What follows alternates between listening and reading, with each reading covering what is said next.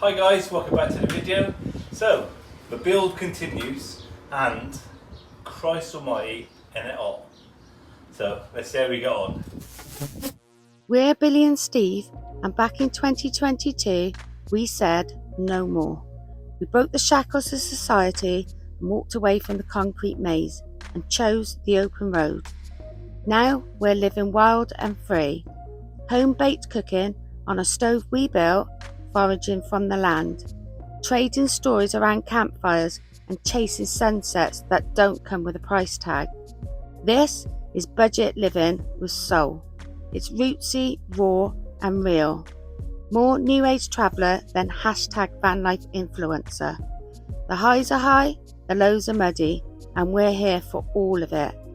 You've just fallen into the vortex known as the non-lost souls. Welcome to the rebellion.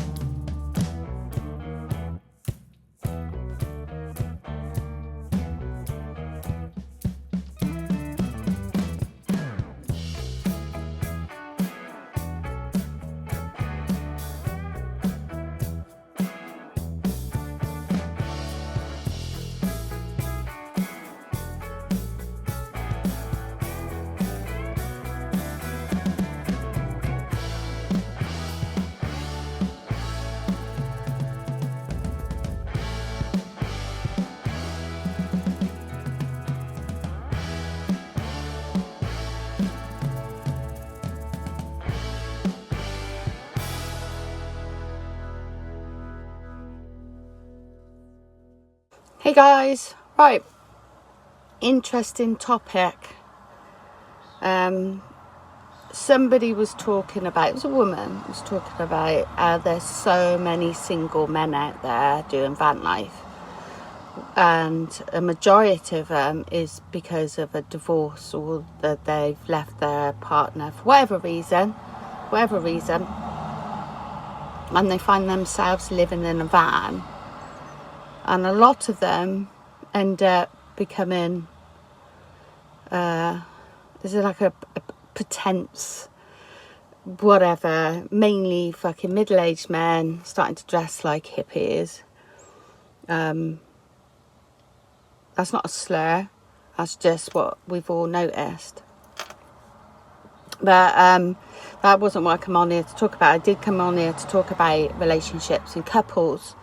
as Vanlifers, because we get asked the question a lot about how me and Steve, how do we cope with any fallouts, you know, how do we get on, because you're in a confined space on all the time. Right, let's get this straight. Me and Steve have a very, very loving and equal relationship. There's no codependency between us. There's no I can't do this without you. There's no one bringing in the money, one person. We're both equal. We both do the same thing. We know when each other's getting a bit niggly, because that's going to happen. We're human beings. We know it happens, whether you've been married 20 years or you've just got together. That happens. We are like two peas in a pod. We discuss everything, whatever it's about. It's always a joint decision. That's not compromise. That's just how we work. I've been with Steve now for almost 4 years. I've known him for 21. He's not only my fiance and the man that one day I'll marry, and my travelling companion throughout this life, right now on this path. He's my best friend. You know, we discuss everything. Doesn't matter what it is. Even if that conversation's ugly, we discuss everything. It's warm, isn't it? So what was I was saying about how, yeah, there's no compromise. There's no compromise. We just fit. And I think those that are out there slagging off other people's relationships and you can't possibly be happy, you can only be happy on your own. I was single for 18 years. 18 years. My choice. And I was celibate for those 18 years. Until I met Steve. I wasn't going to give myself to anyone until I met the right person. Which I never thought I would. Because there's not many people that I find that I can be with because of who I am.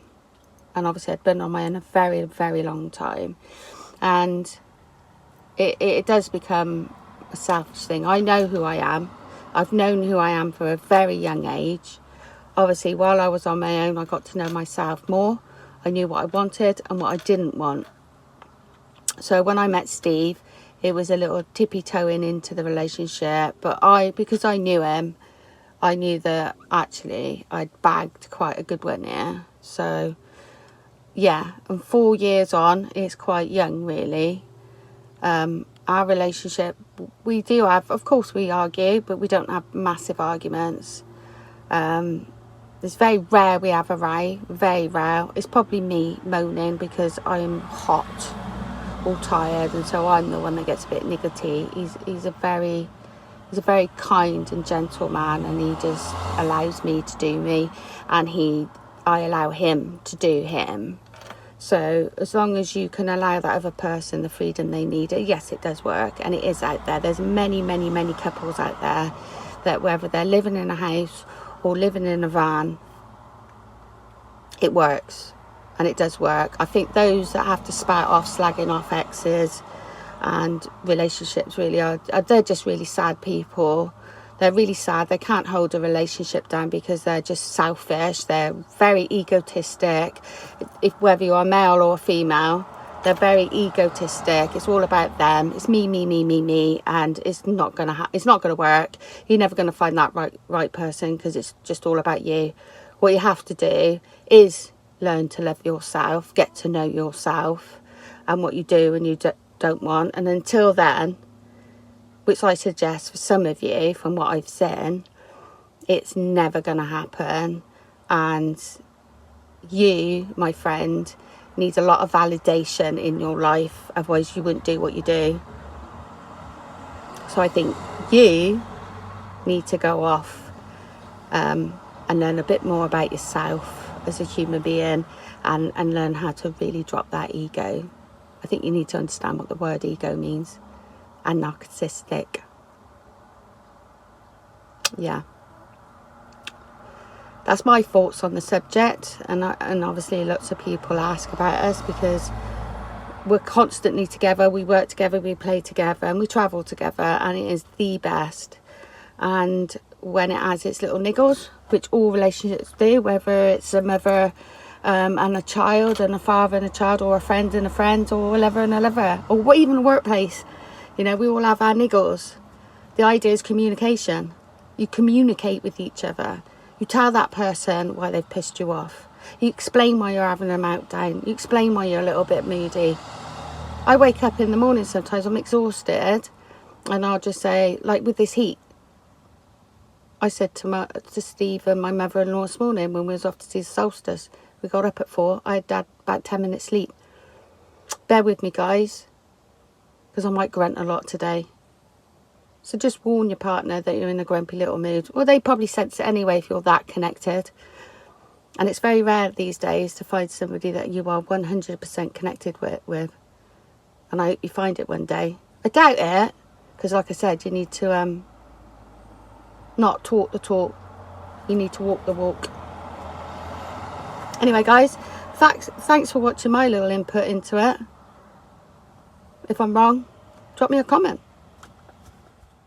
Boy, hasn't it been a really, really hot summer's day. Happy solstice, everyone. Enjoy the video.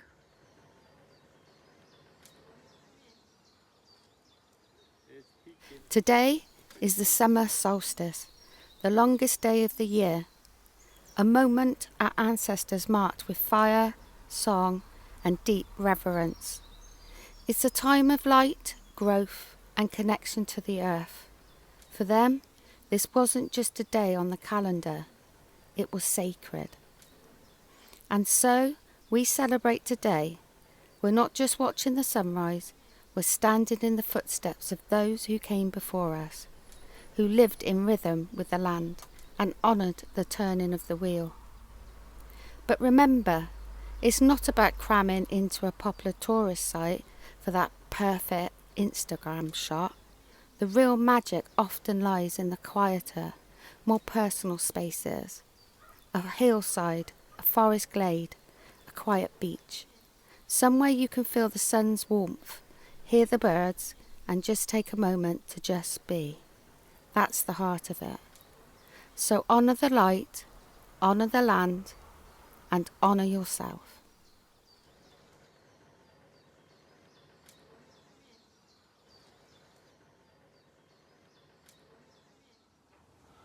So we've just insulated under the bed area. As you can see before, we put a 5mm ply underneath, which is watertight. We've now got this insulation on, and I'm about to put the 18mm ply on. So I've got to cut out the size, drop it in place, and then the other end's still there, and that'll be the bed area made.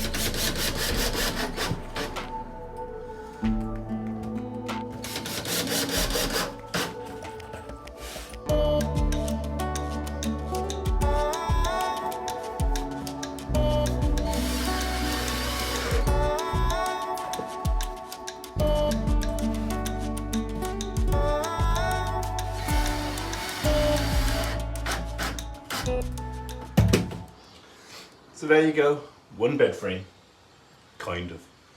Battery died, so I can't finish screwing it down. We will put battens along it at some point, just to give the ventilation between this and the mattress. We're going to put, obviously, battens down there, and the insulation on there, and then we'll crack on with the roof. But all in all, bed done for now. What next?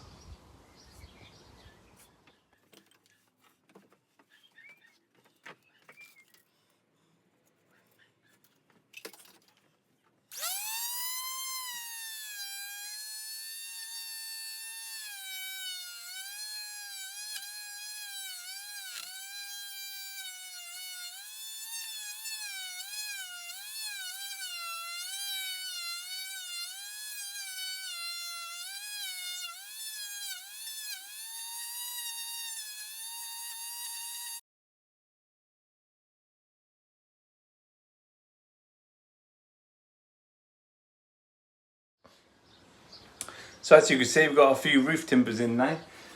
Basically, as you can see, we couldn't use the metal because here it's got a gap of about 5 mil, and in the middle you're probably looking at about 30 mil. So the roof is curved.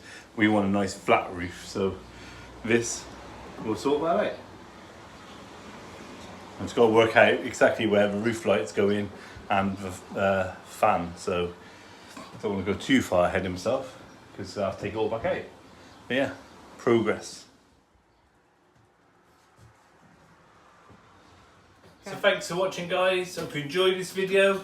Obviously it's been really hot, so not lots of progress like we planned, which is a real ball ache because, you know, we want to get it done, want to get into it. But yeah, keep with us. We're going to crack this build. So until next time, stay wild, stay free, stay not lost, and safe travels.